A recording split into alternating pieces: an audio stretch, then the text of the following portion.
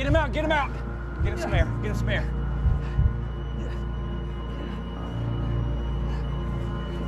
I'm going in. Okay, give me right.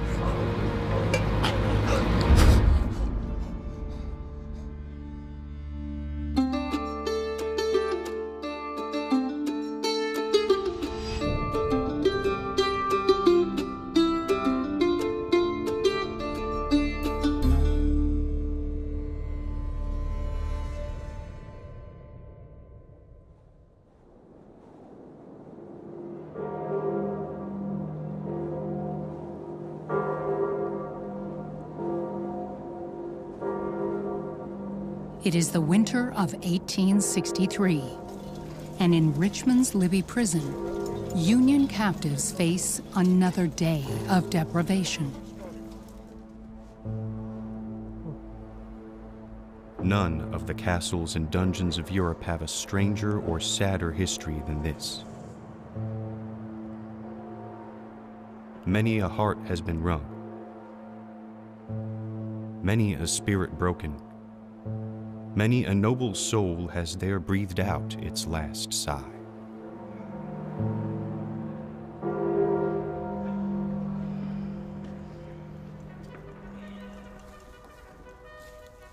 Get up! Get up! Get up, goddammit! It's the third winter of the war. Richmond is still the capital of the Confederacy. Both armies have sort of gone to their winter camps and are doing more or less nothing but trying to survive. Get up now! The Confederate States, there was widespread deprivation, shortages of food, shortages of material, no prospect of warmth or medical care through the prison. Some of the biggest concerns is going to be lice. They'll say that's actually their biggest enemy.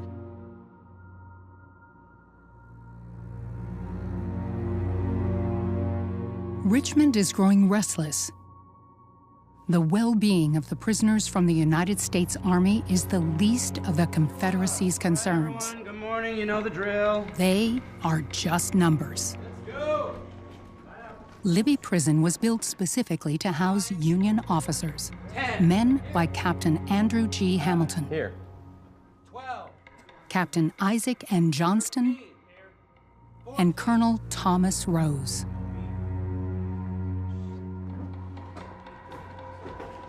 Early in the war, both sides exchanged prisoners regularly. But by this point, these exchanges had virtually ended. More than 1,000 are now crammed into this old warehouse by the James River. Their imprisonment isn't about individual punishment. It is about keeping able-bodied men off the battlefield. As far as you were concerned, once taken prisoner, you were in for the duration of the war. Apart from the daily roll calls, captured soldiers are largely left to their own devices. Reading the first-hand accounts of prisoners like Captain Isaac Johnston, you can be lulled into feeling like they didn't have it so bad. But the truth is that it was horrific. Throughout the Civil War era, both sides had to create prisoner camps on the fly, basically on a rush job. Nearly 10% of Civil War deaths occurred in prisons like this one. The way the Confederate States and the United States treated the prisoners of war became a major political issue between the two sides during the war. These men are starving, they're dying, they're freezing, they're being treated inhumanely. Care packages sent to Libby's prisoners are treated with suspicion and left inside an old tobacco shed, cutting off a vital link to the outside. It's just this grinding sense of day-to-day nothingness. And you can imagine what that did to the imagination of the prisoners in Libby.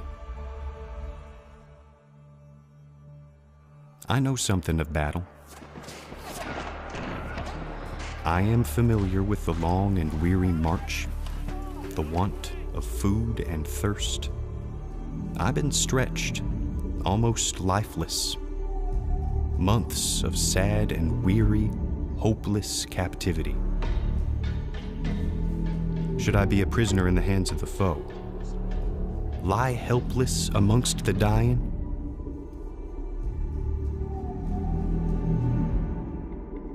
Or should I escape?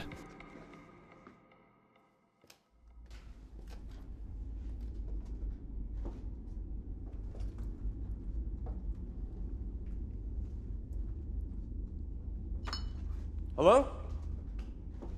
Hello?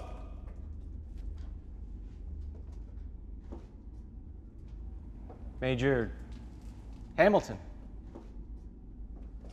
Colonel Rose? Colonel Rose. You came in here with the Chickamauga prisoners? 77th PA. Rebs rolled our flank. I was captured at Jonesboro, Tennessee.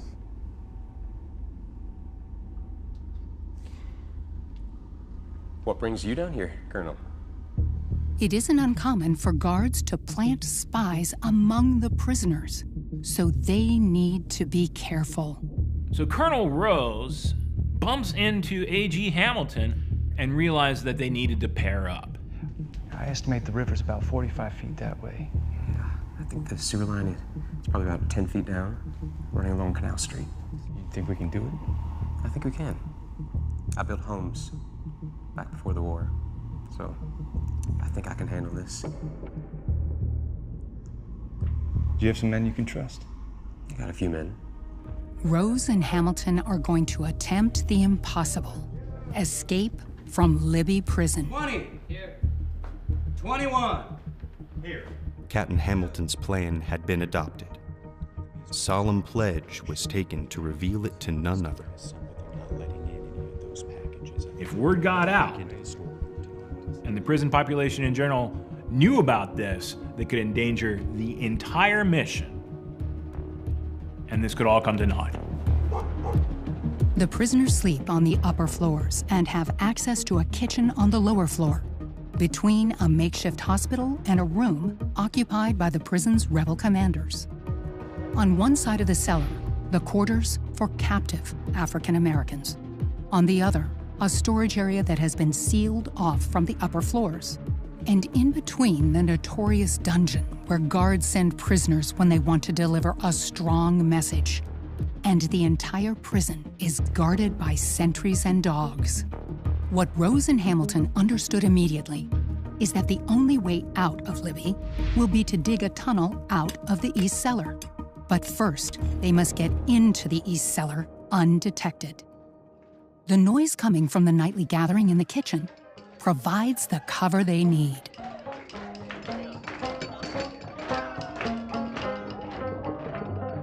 Hamilton, a house builder by trade, discovers a solution. But he only has a simple pocket knife to execute it. So the prisoners will devise rather ingenious stratagems of going through a fireplace and then replacing the bricks as they went back into the prison. We got it. It looked like a regular fireplace, but it was really the secret entrance to the cellar. All right, I'm going in.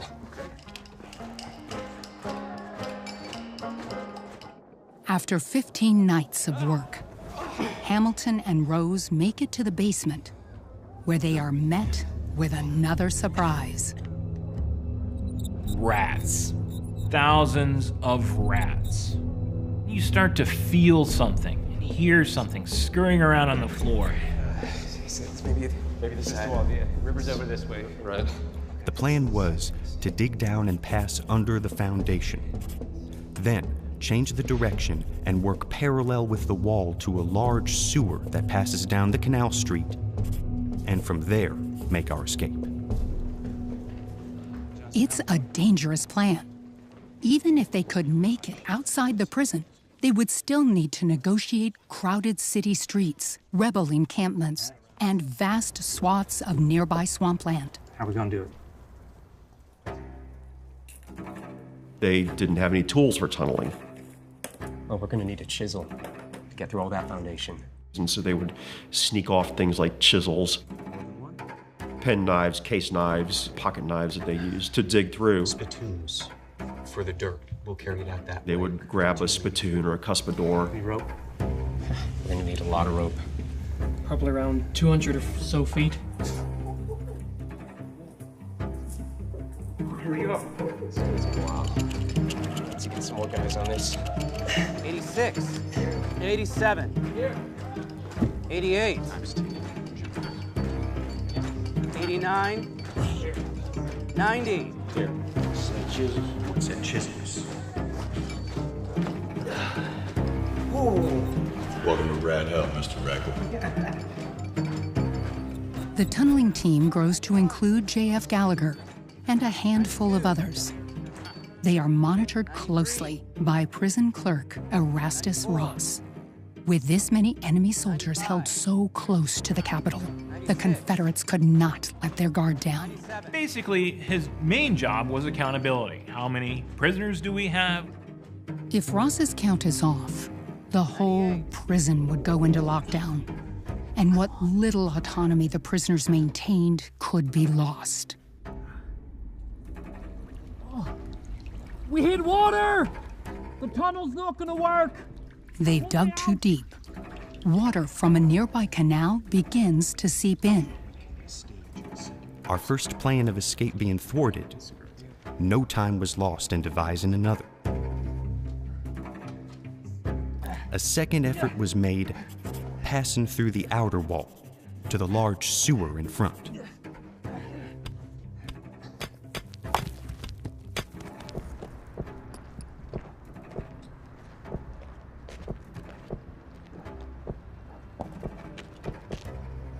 Private, get over here. Do you hear that? Listen.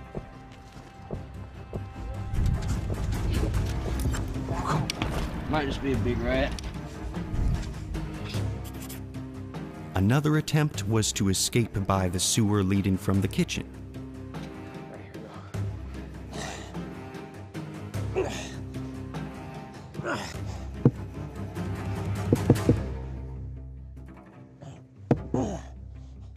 Bad news! Bad news, it's solid oak! It's too thick!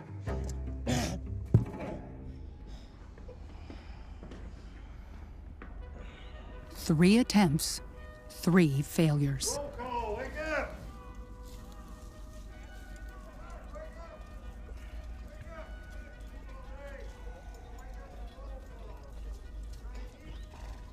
But Rose isn't about to give up. He devises an even more audacious plan. Thank you, gentlemen. You are dismissed.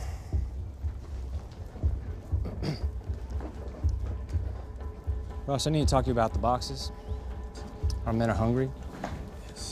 May we at least retrieve the food from them? I know Gallagher can pick it up. That's all we need. Rose has been eyeing the tobacco shed on the east side of the prison, where unopened care packages have been hidden away. My hands are tied. You see how many hungry men I have here? Yes, I do, but we've got sweet potato. Erastus Ross, the prison clerk, grants permission for one of Rose's men to retrieve a package from the shed. 47. Captain Gallagher came to the conclusion that 52 or 53 feet would bring us to the shed. 53.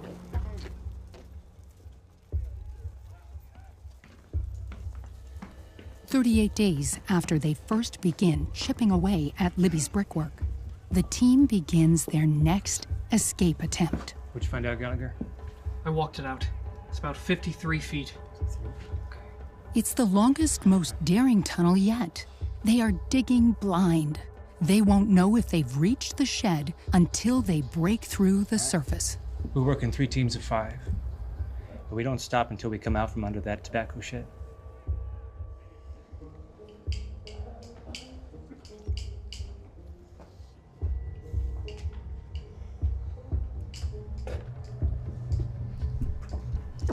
I have another 10 feet. Should be it. Take it down to the crew tonight. Everything that happened in that hole, I need to know about. Aye.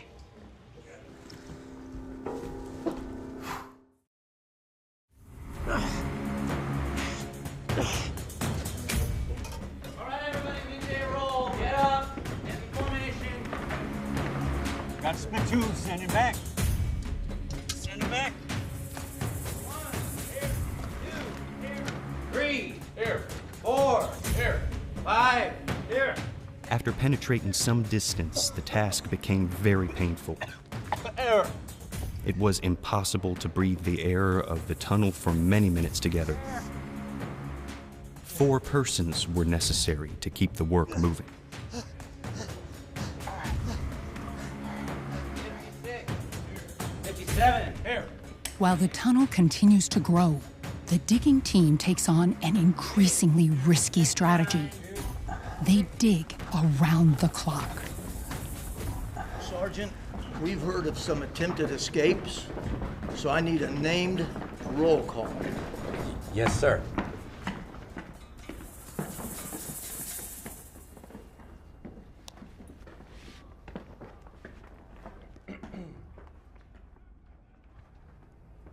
Gallagher. Here. Jebb. Here. Erickson. Here. Lips. Here.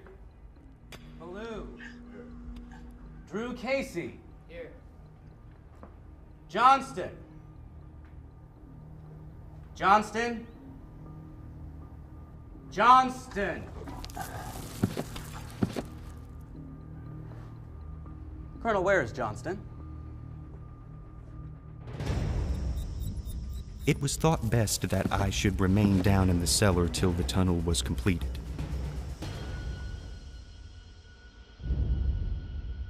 To remain in this cold, dark, and loathsome place was most revolting to my feelings. But the fear of being handcuffed and put in the dungeon induced me to stay. Ultimately, Johnston is marked down as escaped.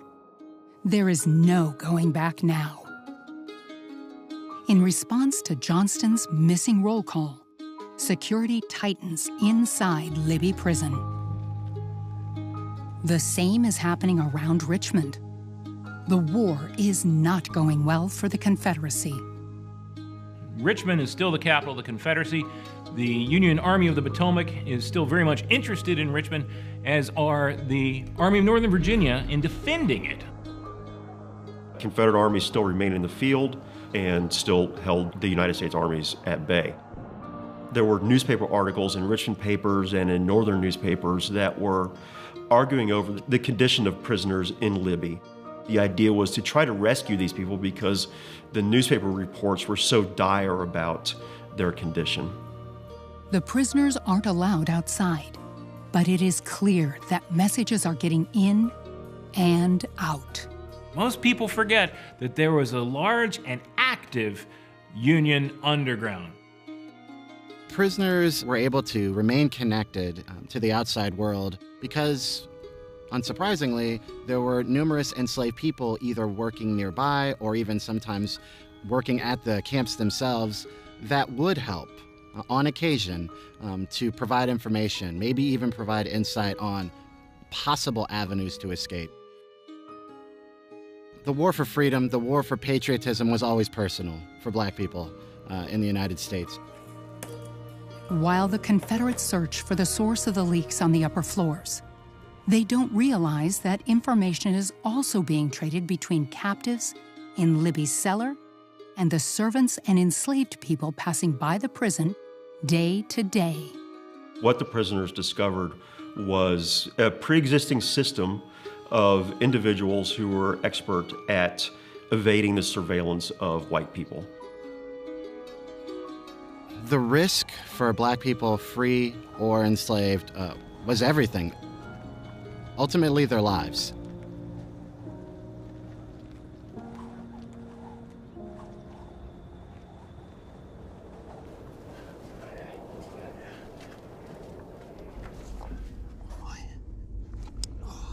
The night of the 7th of February came, and it was thought that our tunnel was long enough to reach inside of a tobacco shed on the opposite side of the street. We had our rations already prepared in our haversacks, expecting to be going out at 9 o'clock.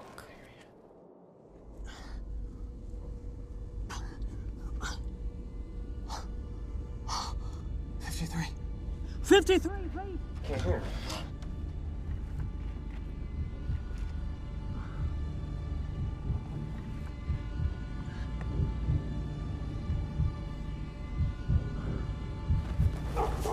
Hear that? What's he saying? Got it.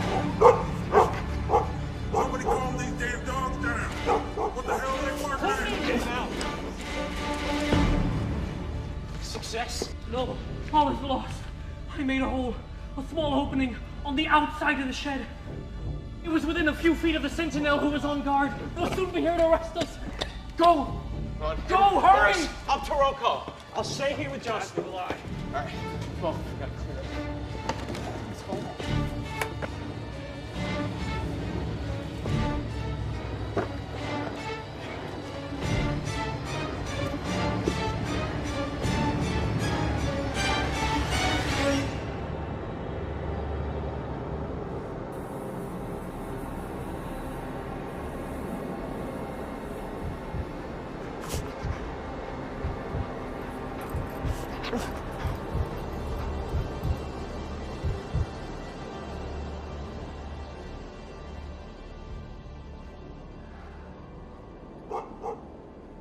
From the windows of the third floor, the prisoners watched the sentinels below.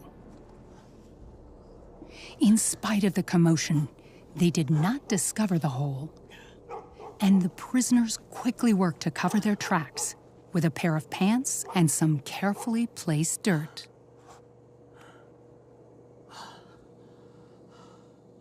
All right, pull me out.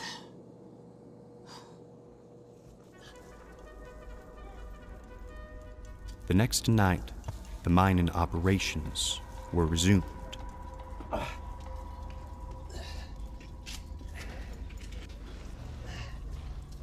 Okay.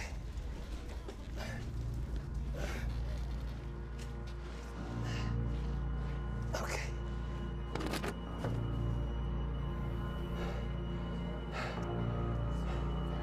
Godspeed.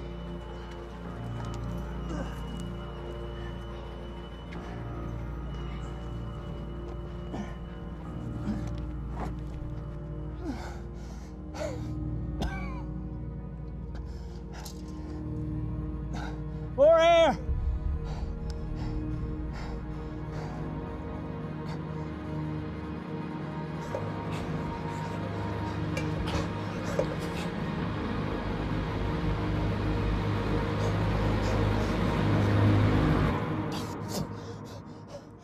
I'm in! I'm in!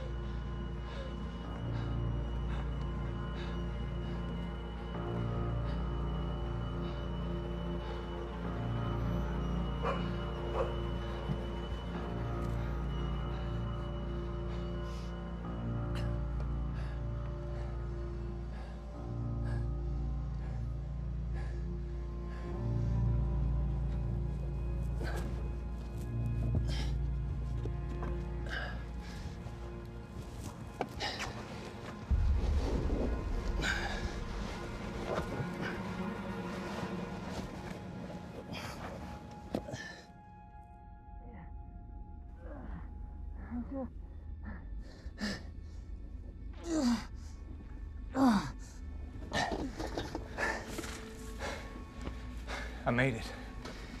We made it. But we're gonna have to wait till tomorrow. It's too late. We can't get everyone out.